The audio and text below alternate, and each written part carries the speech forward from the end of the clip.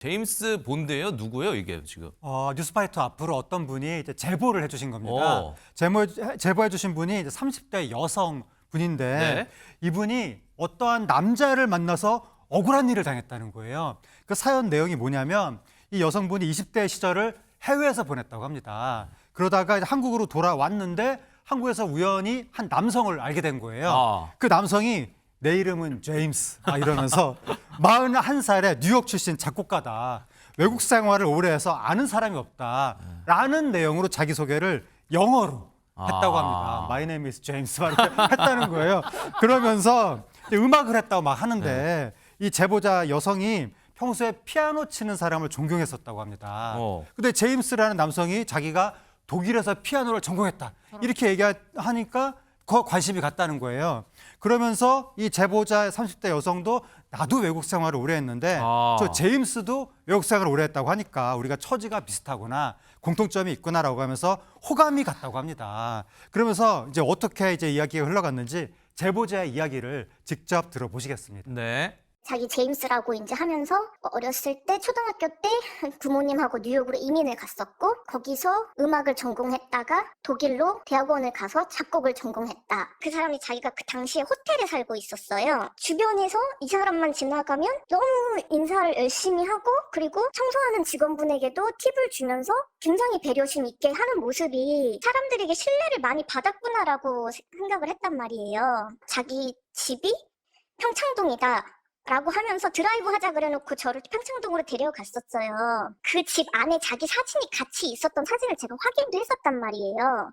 이 정도 말 들었으면은 저 재력을 의심하긴 힘들어 보이거든요, 허주연 변호사님. 그렇죠. 호텔에 장박을 하는 것부터가 보통의 재력으로는 쉽지 않은 일 아닙니까? 거기다가 직원들도 다 안다고 하니까 믿을 수밖에 없었겠죠. 굉장한 재력가인 것처럼 자신을 보여주기 위해서 여러 가지 수법을 썼다는 생각이 듭니다. 자신이 지금 호텔에 머물고 있지만 원래 내 집은 평창동이고 그러면서 실제로 젊은 시절에 살았던 모습이 찍힌 사진까지 보여줬다는 거예요. 다만 지금 세금 문제에 얽힌 게 있어서 평창동 집 인테리어가 중단되는 일이 있었지만 복잡한 일에 얽힌 거 다 해결될 거야. 뭐 문제 없어. 이렇게 얘기를 했다는 거예요. 일단 호감이 있는 상태에서 서로 잘 맞는지 안 맞는지는 시간이 해결해 줄 테니까 나랑 한번 만나보자. 이렇게 생각이 들었다는 겁니다. 그러던 어느 날 제임스가 이 제보자를 자기 호텔로 다급하게 부릅니다. 제보자 얘기에 따르면 상당히 다급한 상황에서 겁에 새파랗게 질려서 눈에 눈물이 그렁그렁 고인 채 조폭에게 쫓기고 있다. 지금 신변의 위협을 느끼고 있다. 이렇게 얘기를 했다는 거예요. 사정을 들어봤더니 전에 만났던 여자친구가 있는데 그 사람이 유부녀인 걸 모르고 만났었는데 알고 봤더니 유부녀였고 그걸 남편이 알게 돼서 자신을 죽이려고 조폭과 접촉해서 자기를 쫓고 있다. 이런 얘기를 했다는 거예요. 그러면서 이런 얘기를 이어갔다는데 제보자의 목소리로 이야기 마저 듣고 이어가 보시죠. 정말 이 사람이 연기 같진 않았어요. 정말 생존의 위협을 느끼고 있었고 이제 이 사람은 다급해하고 그러면서 저한테 하는 말이 저한테 안심을 시킨 게 지금 자금이 좀 2주 뒤에 부모님이 뉴욕에서 돈을 몇십만 불을 보내주시기로 하셨는데 이 돈 얼마 아니니까 그냥 5천만 원만 빨리 좀 저한테 빌려줄 수 있냐고 하더라고요. 자기는 이 여자가 유부녀인 줄도 몰랐고 그리고 이 여자가 오랫동안 바람핀 남자들한테 돈을 빌려준 건데 그거를 저한테 그 돈 내가 그냥 주고 말지 자꾸 빨리빨리라고 얘기를 하길래 제가 10분, 20분, 30분, 40분을 고민을 하면서 돈보다는 사람 목숨이 먼저 아닐까? 이제 이런 생각까지 하게 된 거예요. 지금 생각해보면 너무 웃기지만 이걸 어떻게 결정해야 되지 하다가 돈이 근데 그만큼 있기는 있었거든요. 그래서 나도 누군가 내가 어려울 때 나를 이렇게 도와줄 수 있는 사람이 있었으면 좋겠다라고 생각을 하고 돈을 준 거예요. 이거 정리해보면 좋은 마음으로 5천만 원을 빌려줬다는 거잖아요. 근데 이후에 상황이 좋지 않았나 보죠, 최진범 교수님? 네, 그렇습니다. 여기서 끝나지 않았기 때문에 그래요. 지금 우리가 뭐 얘기 들은 것처럼 제임스라는 사람이 자신이 부자라고 얘기를 했잖아요. 그런데 돈도 관리해주는 직원이 따로 있다고 얘기도 했고요. 그러다 보니까 이 여성분 입장에서는 그게 이제 또 호텔에 계속 거주하고 있었고 집에 가 직접 보여주기도 하고 이러니까 속을 수밖에 없었던 상황이었어요. 그래서 2주 안에 갚겠다는 얘기만 믿고 이 사람에게 내 돈을 떼먹진 않겠지라는 생각이 들어서 결국 빌려준 돈 5천만 원을 2주 안에 갚겠다고 하니까 그걸 믿고 빌려주게 됐다는 거죠. 그리고 그리고 나더니 뭐라고 얘기하냐면 뉴욕에서 거래가 막혔다. 그러면서 시간이 좀 더 걸릴 것 같다라고 얘기를 하는 거예요. 그리고 1, 2주가 지나면 해결될 것 같으니까 지금 당장 호텔비 낼 돈 높다 내가 지금. 호텔비까지. 호텔비를 내달라고 해서 또 내줬다는 거예요. 근데 이 돈을 당장 돈이 없잖아요. 그래서 본인이 대출까지 받은 거예요. 나중에 돈을 더 빌려주지 않으면 원금 못 준다고까지 협박을 했다는 거예요. 원금을 달라고 하니까 그것도 줄 수가 없다고 얘기를 했고 그래서 총 빌려준 돈이 1억 5천만 원을 빌려줬다고 합니다. 아이고. 아니 그러니까 대출까지 받아서 제임스에게 전달한 돈이 총 1억 5천만 원. 이 여성 입장에서 황당한 일이잖아요 지금. 그런데 시간은 2주라던 게 점점 미루고 해서 1, 2주가 더 흐르고 한 달이 지나게 된 거예요. 불안해진 제보자가 돈 받으면 어떡하지라고 생각해서 경찰을 찾게 됐는데 네. 여기서 더 충격적인 사실을 알게 됐다고 합니다. 충격적인 사실 뭐예요, 하재근 평론가님? 경찰서에 가서 이제 신고하면서 사연을 얘기를 한 거죠. 이렇게 지금 우리가 방금까지 이야기 나눈 이런 사연을 얘기했더니 경찰이 그럼 제임스 집을 한번 찾아가 보자라고 네. 하면서 찾아갔다고 합니다. 갔어. 가더니 형사들이 제임스를 긴급 체포했다는 거예요. 네.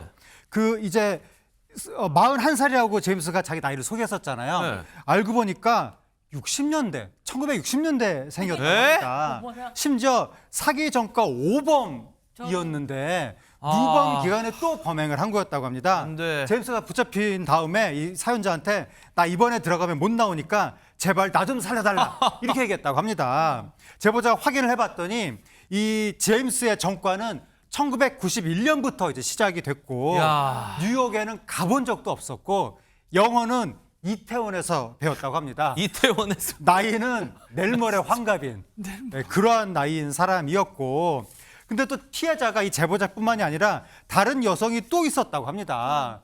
결국 이 사건으로 인해서 제임스는 당시에 징역 2년을 선고받았거든요. 복역을 한 거예요. 2021년에 9월 달에 출소를 했습니다.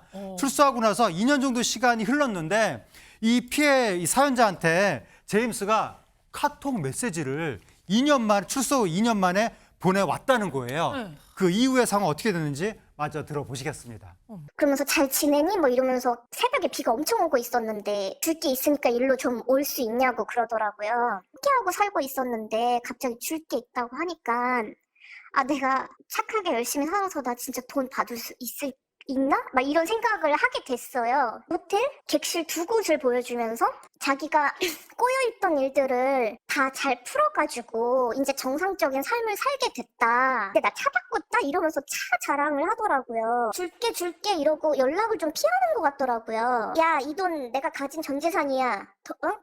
이거 다 주는 거니까 너 때문에 내가 옥살이 하느라 죽을 뻔했다 그러면서 300하고 460인가? 700만 원가량이. 그 이후로 제 연락처를 차단을 했어요. 진짜 웃기는 상황인데 뭐 갚아줄 거면 다 갚든가 지금 700만 원 가량 정도 1억 5천 중에 받고 본인이 또 연락 두절. 허주현 변호사님 뭐예요? 제보자 입장에서는 더 속 터질 일일 수밖에 없죠. 무슨 희망 고문하는 것도 아니고 그러니까요. 한 달에 몇 천만 원씩 내면서 머무는 5성급 호텔에 또 제보자를 불러서는 저렇게 고급차 보여주고 돈 자랑까지 하면서 정작 갚아야 될 돈은 다 갚지도 않았다는 얘기 아닙니까? 엄정 지르는 거예요 뭐예요? 그러니까요. 그런데 이게 지금 사실 제가 생각했을 때 좀 전형적인 수법입니다. 아. 한 번 돈을 5천만 원 빌려놓고 원금 받으려면 더 빌려줘야 된다라고 하는 게 이 사기꾼들의 전형적인 수법이고 피해자들은 원금이라도 보전하기 위해서 더 돈을 빌려주게 되는 이런 악순환의 고리에 빠지게 되는 경우가 많거든요.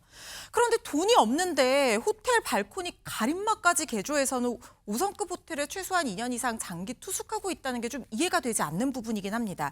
이런 식으로 여러 명의 피해자들에게 사기를 쳐서 받은 돈으로 호텔에 장기 투숙하는 숙박비를 내온 것이 아닌가 의심스러워지는 부분인데 그래서 제보자가 일단 자기 돈을 다 못 받았잖아요. 호텔 앞에서 직접 1인 시위하듯이 하고 있다고 합니다. 제임스의 차량에 사기꾼이라고 붙이고 남성의 얼굴도 붙이고 있는데 이게 지금 저는 또 다른 명예훼손이라든가 이런 범죄에 피소되지는 않을까 이게 조금 약간 걱정되는 부분이기는 한데요. 지금 피해자로서는 어떻게든 이것밖에 방법이 없는 상황인 만큼 굉장히 절박한 심정이 읽힌다는 부분이라는 생각이 듭니다. 그리고 호텔에 내용 증명을 여러 번 보냈다고 하는데 지금 피해자 주장에 따르면 호텔의 선입금 그러니까 납부한 숙박비 같은 것들 그리고 환불받을 보증금이 있다면 거기에 대해서 압류를 했는데 이게 압류 결정이 나왔다고 해요. 그런데 호텔 측 얘기로는 보증금이 없다, 숙박비는 계좌이체로 1박씩 지급받는다라고 하면서 압류할 자산이 없다는 입장을 밝혔다고 하는데 약간 사실관계가 불분명해서 이 부분 추가적인 확인이 필요할 것 같은데 어쨌든 제보자 얘기로는 호텔에서 전혀 협조를 하지 않고 있기 때문에 강제집행 면탈죄로 고소하기까지 했다고 합니다. 그런데 몇 달 지나도 수사에 진전이 없다가 최근에 불송치 결정이 나왔다고 하는데요. 강제집행 면탈죄의 어떤 행위 자체, 구성 요건 자체가 다 입증이 되지 않은 상황이라는 생각이 듭니다. 이 죄가 성립을 하려면 집행당할 구체적인 위험이 있는 상태에서 재산을 숨기거나 뭐 허위로 양도하거나 하는 식으로 빼돌려야 되거든요. 그런데 호텔 얘기처럼 보증금이 아예 처음부터 없었다고 하면 빼돌릴 재산 자체가 없는 상태였다고 하면 이게 입증하기는 쉽지 않은 상황으로 보여서 결국 불송치 결정이 난 건 아닌가 추측해 봅니다.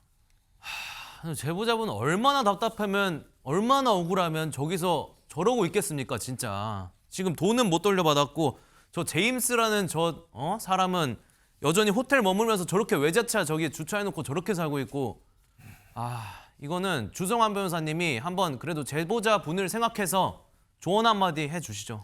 네, 제보자를 위한 간단한 법률 상담을 제공하고 싶은 마음으로 말씀을 드리겠습니다. 먼저 피해자의 호소가 너무 마음이 아프고 그 울먹이는 마음이 정말 절절히 와닿았습니다. 네.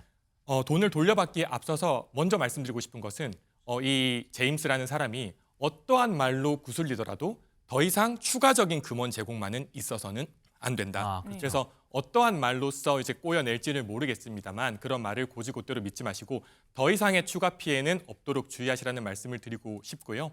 그 앞서 경찰에 신고를 하시고 불송치가 났다 이런 것들을 말씀을 주셨는데 사실 경찰에 신고한다는 것은 형사 절차를 의미합니다. 형사 절차는 이 사람을 처벌해 주세요라는 말이 되는데요. 다만 내가 돈을 돌려받고자 한다면 이 사안은 민사로 가야 됩니다. 그래서 민사소송은 나에게 돈을 주세요라는 취지의 청구가 되겠는데 이 사람을 상대로 대여금 등에 대한 민사소송을 제기할 수 있는 사안으로 보이고요. 하지만 여기서 또 중요한 게 있습니다. 이러한 사기꾼, 이러한 일을 반복적으로 하는 사람은 설사 민사재판에서 승소한다고 하더라도 실제로 집행할 수 있는 재산이 있는가가 또 별개의 문제가 될 수 있습니다. 많이들 생각하시는 게 민사소송에서 승소하면은 자동으로 법원이 나한테 돈 주는 거 아니야? 또는 국가가 나한테 돈을 주는 거 아니야? 생각할 수 있지만 민사 재판에서 승소를 하더라도 판결금을 직접 집행해서 가져와야만 합니다. 이미 변제하지 않는다면. 그런데 이 사람은 그런 것들을 은닉해놨을 과정이 있기 때문에 그럼에도 불구하고 사법제도에서 승소 판결을 받으면 이 사람의 재산을 법원의 권능을 이용해서 합법적으로 조회할 수 있는 제도도 마련이 되어 있습니다. 그래서 소가리를 하시기보다는 정식 제도를 통해서 이 사람에 대한 권한을 확보를 하시고 이 사람의 재산 등을 법원 등을 통해서 한번 조회해 보시는 방법을 신속하게 들어가시기를 추천드립니다.